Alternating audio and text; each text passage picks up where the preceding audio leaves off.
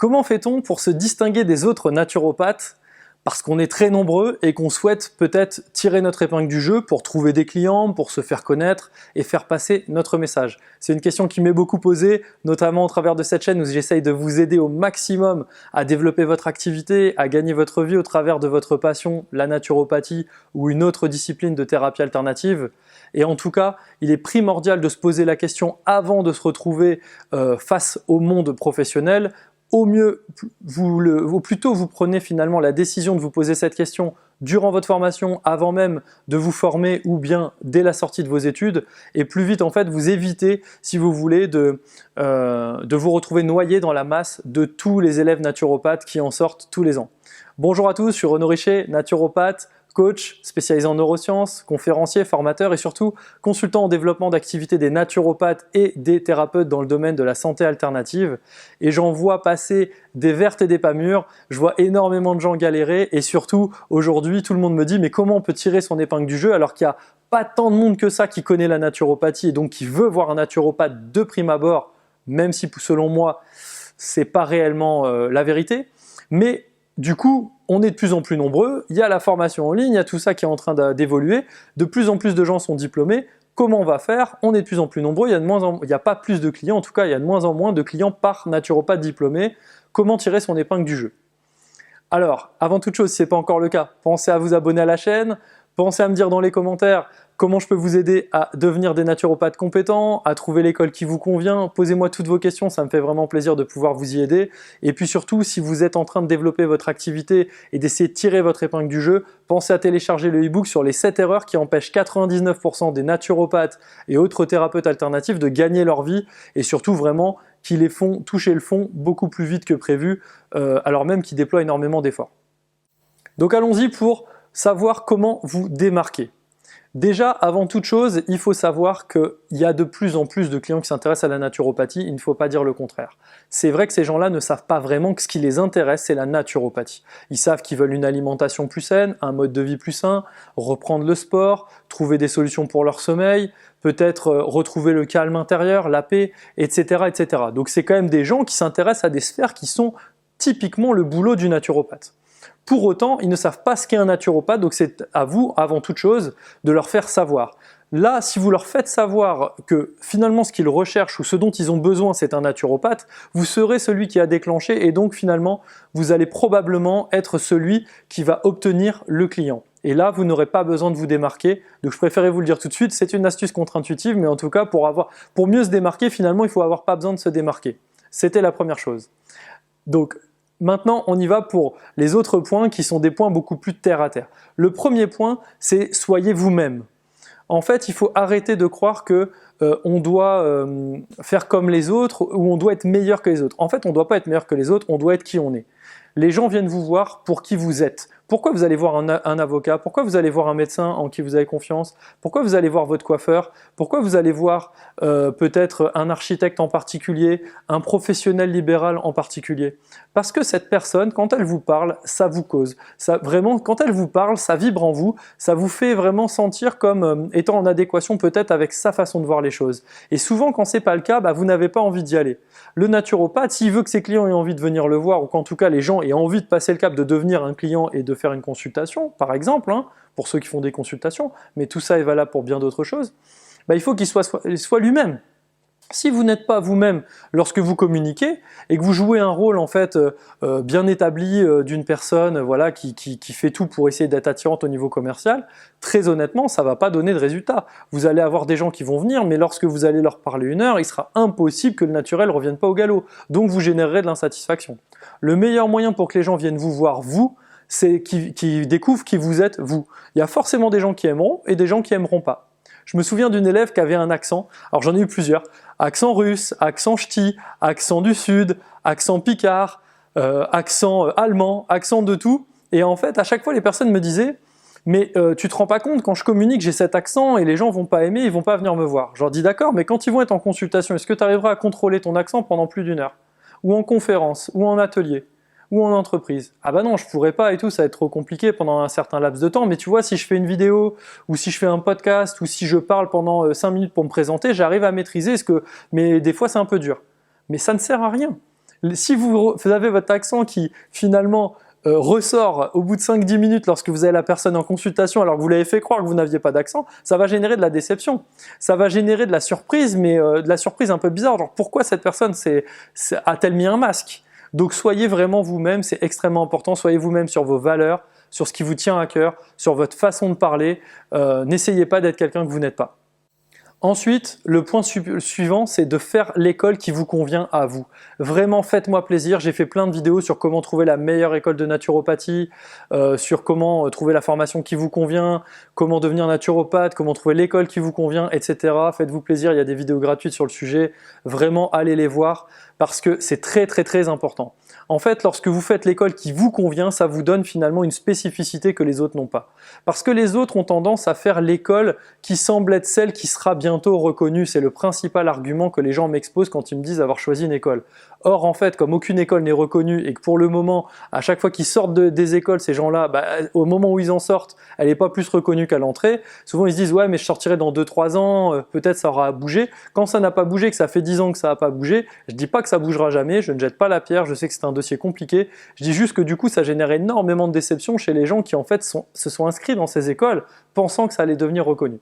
Donc faites l'école qui vous tient à cœur. Si c'est une école qui vous apprend en même temps à faire de la réflexologie plantaire et qui a une spécialité là-dedans, faites-le. Si c'est une école qui vous apprend également l'hypnose ou qui vous apprend, je ne sais pas, les constellations familiales, l'énergétique, le magnétisme, la médecine chinoise ou peu importe, nous c'est les neurosciences appliquées par exemple dans des techniques de coaching et la méditation, en plus de la naturopathie, dans notre école, écoutez, si c'est ce qui vous convient, faites ça. N'essayez pas de faire ce que tout le monde fait. Et déjà, ça vous évitera de faire ce que la plupart des étudiants en naturopathie font et donc d'avoir l'étiquette identique à tous ces gens-là lorsque vous voudrez vous distinguer et vous démarquer. Ensuite, pensez à développer votre passion pour un sujet. Il faut vraiment que vous ayez au cours de votre formation ou même avant quelque chose qui vous tient à cœur. Moi par exemple, il y a un sujet qui me tient énormément à cœur, c'est la maternité, la grossesse et l'allaitement ainsi que la conception, notamment pour les personnes qui ont des difficultés à tomber enceinte ou à avoir un enfant.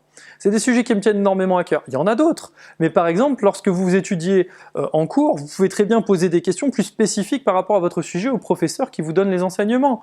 Parce que eux peut-être seront très contents d'être challengés sur des sujets qui les sortent un petit peu de leurs habitudes. Moi je sais que c'est un truc qui me fait souvent rigoler et plaisir, qui me challenge et qui au contraire me fait passer le temps et a tendance un petit peu à me dynamiser. Certains peut-être n'aiment pas, mais en tout cas vous apprendrez des choses et vous aurez au moins osé. Donc vraiment, pensez à faire ça, ça va vous permettre de développer une expertise complémentaire qui va être extrêmement bénéfique au moment où vous voudrez vous démarquer dans votre discours. Ensuite, je vous recommande vivement de partager autour de vous, avant, pendant et après votre formation, votre expérience et votre vécu que vous avez pu avoir. Par exemple, si vous avez eu une expérience de vie qui vous a amené à vous intéresser à la naturopathie et à prendre conscience de sa puissance dans votre cas, dans votre entourage, c'est pas forcément guérir vous de quelque chose, ça peut être quelqu'un qui a obtenu des résultats autour de vous et ça vous a énormément ému, pris aux tripes, secoué, chamboulé, fait prendre conscience, etc. Donc vous avez décidé à ce moment-là de développer vraiment votre intérêt et vos compétences sur la naturopathie. N'hésitez pas à partager ça autour de vous. Peut-être que vous avez vécu des choses, peut-être qu'en cours des choses vous interpellent, n'hésitez pas à le partager. Pourquoi?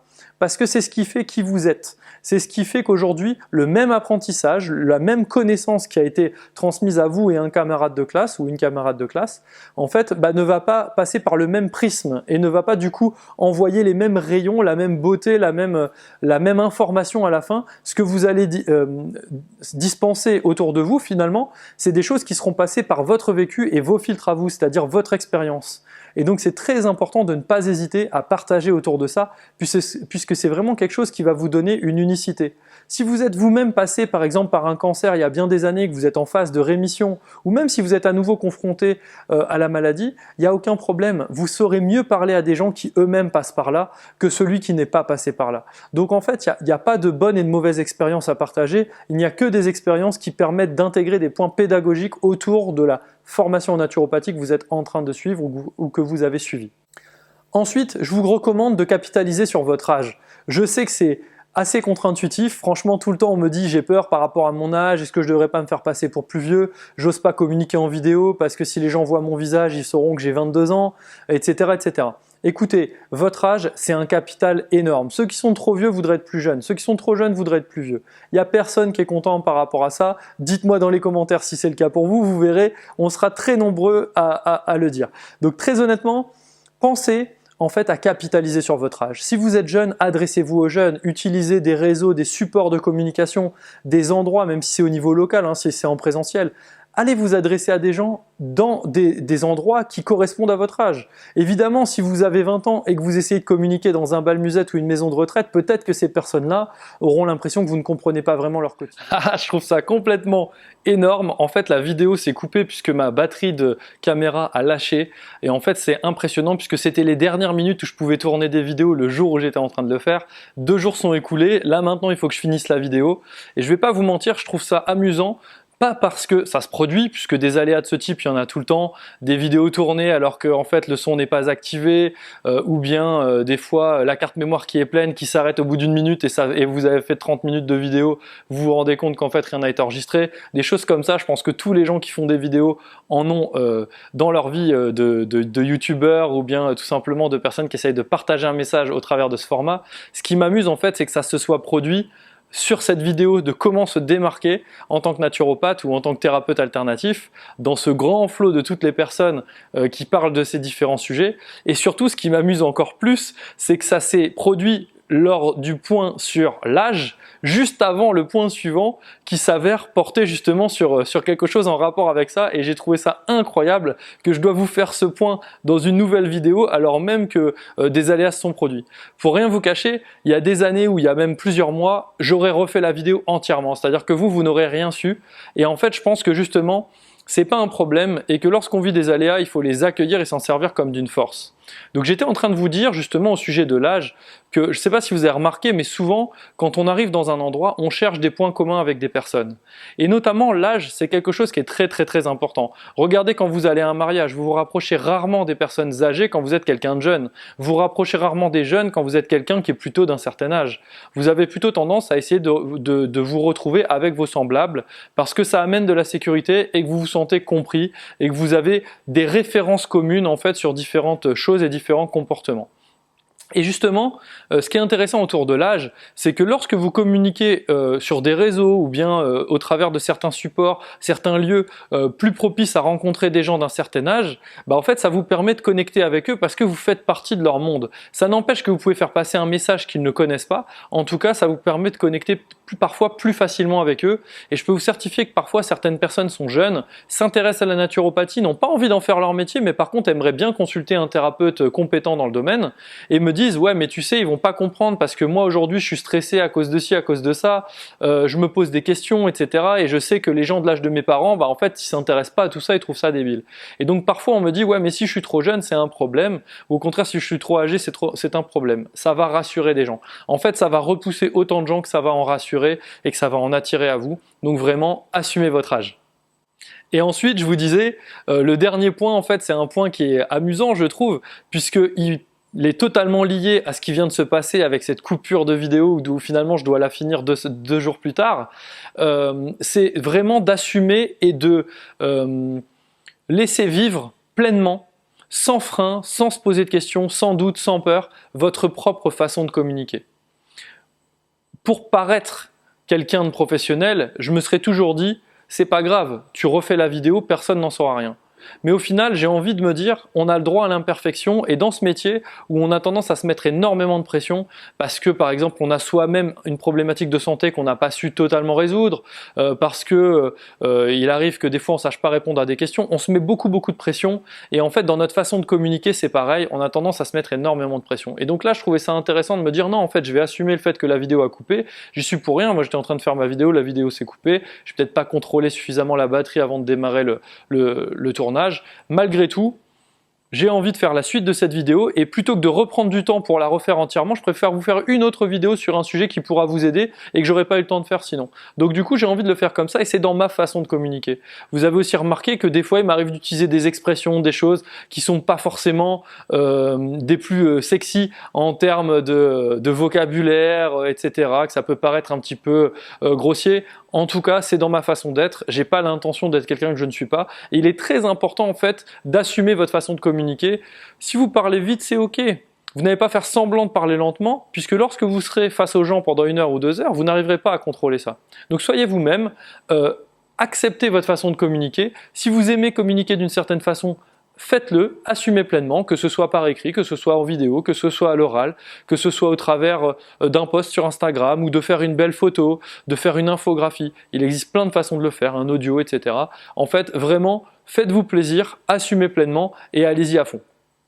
Voilà, j'espère que cette vidéo vous aura plu. En tout cas, moi, ça m'a fait grand plaisir de la faire en 2 temps et au final, c'était un vrai plaisir. Je vous rappelle, soyez authentique, ne doutez pas de votre âge, soyez vraiment affirmé et confiant dans votre façon de communiquer, partagez votre passion pour un sujet, partagez également votre vécu, votre expérience, c'est ce qui va vraiment faire que vous êtes totalement finalement vous-même et que vous allez être en plus extrêmement authentique. Et puis surtout, si vous avez des questions par rapport à ça, vous hésitez à trouver la bonne façon en fait pour vous démarquer, vous ne savez pas comment vous y prendre ou bien vous avez besoin d'aide peut-être pour vous assurer que votre message obtiendra les résultats que vous souhaitez, bah écoutez, n'hésitez pas à me dire tout ça dans les commentaires. Vous pouvez également m'envoyer un petit email, je vous remettrai toutes mes coordonnées sous la vidéo pour que vous sachiez à quel email envoyer quel type de questions de façon à ce que je les traite dans les meilleurs délais. Et puis je vous dis jusqu'à ma prochaine vidéo, portez-vous bien. Merci de faire partie de cette communauté, je vous aime énormément, je suis très fier de voir le nombre de personnes que vous commencez à être et surtout à quel point ces vidéos qui moi au départ me semblaient pas forcément être indispensables à tous peuvent énormément vous aider. Et puis je vous dis, continuez à croire en vos rêves et à très vite les amis.